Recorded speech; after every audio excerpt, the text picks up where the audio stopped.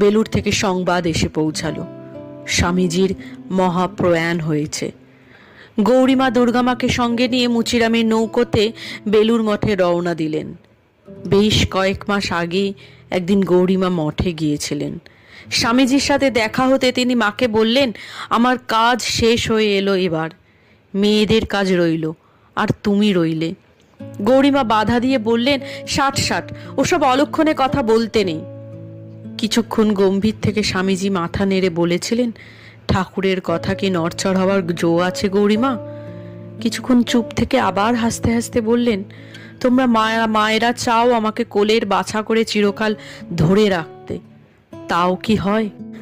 স্বামীজি নিজেও নানা উপলক্ষে এইভাবে একাধিকবার তার আসন্ন বিদায়ের কথা বলেছেন। 1901 খ্রিস্টাব্দে বেশ কয়েকটি জনসভায় ভাষণ দিয়ে স্বামীজি হঠাৎ একদিন ঢাকায় তার কয়েকজন